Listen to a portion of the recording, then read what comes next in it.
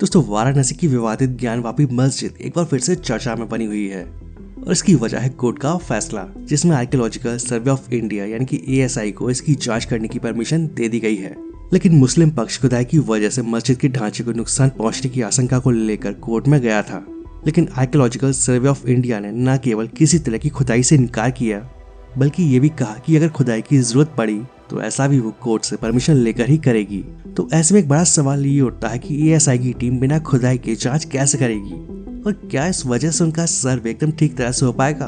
तो आपके लिए ये जानना जरूरी है कि इस चीज को लेकर कई सारी टेक्नोलॉजी है जो बिना जमीन की खुदाई किए अंदर का सच बताने में सक्षम होती हैं। और जो सबसे एक्यूरेट रिजल्ट देने वाला उपकरण है उसका नाम है ग्राउंड पेनिट्रेटिंग रडार यानी कि GPR। हो सकता है आप में से कई लोग इसके बारे में पहले से जानते हो, लेकिन जिन लोगों को ग्राउंड पेनिट्रेटिंग रडार के बारे में नहीं पता तो उन्हें बता दें कि ग्राउंड पेनिट्रेटिंग रडार एक तरह से जमीन भेदने वाला रडार है और एक बेहद काम की टेक्नोलॉजी है और पूरी दुनिया में बखूबी इसका इस्तेमाल भी किया जाता है। और हमारे देश में भी इसका इस्तेमाल आर्कियोलॉजिकल सर्वे ऑफ इंडिया और सेना रेगुलर करती है और देश की जो बाकी एजेंसियां हैं वो जरूरत पड़ने पर इसका इस्तेमाल करती आ रही हैं और इसके जो रिजल्ट हैं वो भी बहुत एक्यूरेट पाए गए हैं। और वाराणसी की ज्ञानवापी मस्जिद में भी ASI इसी टेक्नोलॉजी का इस्तेमाल करने वाली है और जो पूरा सच सामने लाकर रख देगी।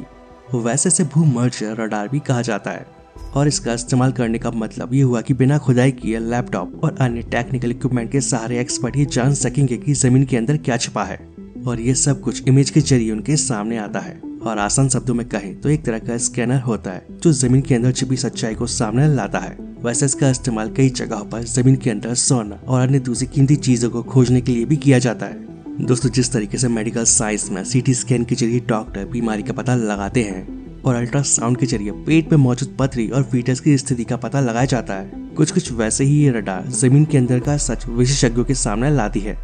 आरोप है कि मुगल शासक औरंगजेब ने विश्वेश्वर मंदिर को तोड़कर मस्जिद बनवा दी थी और बीते साल यानी 2022 में हुए एक सर्वे के दौरान मस्जिद के वजू खाने में शिवलिंग नुमा आकृति मिली थी और जिसे शिवलिंग बताया गया है। और कहा जाता है कि आक्रमण के समय पुजारी ने शिवलिंग को परिसर में स्थित कुएं में छुपा दिया था और फिर बाद में से वजू खाने के तौर पर इस्तेमाल किया जाने लगा। बता दें कि ये जो ग्राउंड पेनिट्रेटिंग रडार है ये एक पोर्टेबल छोटा सा उपकरण है और जो जमीन के अंदर की जांच के लिए इलेक्ट्रोमैग्नेटिक रेस भेजता है और यही किरणें वैज्ञानिकों को इमेज के फॉर्म में जमीन के अंदर का सच वापस करती हैं और 15 मीटर गहराई तक का रिजल्ट ये आसानी से दे देती है।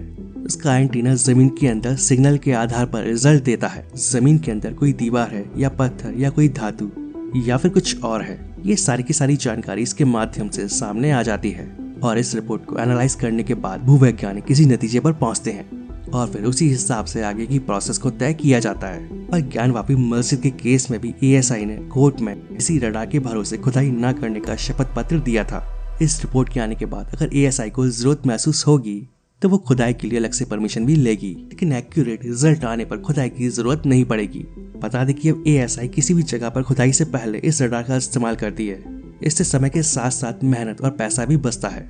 बस आपको बता दें कि साल 1972 में इस टेक्नोलॉजी का इस्तेमाल अपोलो मिशन में भी किया गया था और आज इसका इस्तेमाल हीरा, सोना, भूजल, मिट्टी, बजरी यानी जमीन के अंदर छिपी किसी भी चीज का पता लगाने के लिए किया जाता है और सेना जमीन के अंदर एक्सप्लोजिव का पता लगाने के लिए भी इसी टेक्नोलॉजी का इस्तेमाल करती है। वैसे आप सभी ज्ञानवापी मस्जिद के बारे में क्या सोचते हैं, अपनी राय कमेंट करके जरूर बताएं। तो दोस्तों, अब आपको क्लियर हो गया होगा कि ग्राउंड पेनिट्रेटिंग रडार क्या है, ये कैसे काम करती है और इसका इस्तेमाल क्यों किया जाता है। और वीडियो अच्छा लगे तो वीडियो को लाइक और शेयर करना ना भूलें। तो आज के लिए बस इतना ही, मिलते हैं नेक्स्ट वीडियो में। जय हिंद, जय भारत, वंदे मातरम।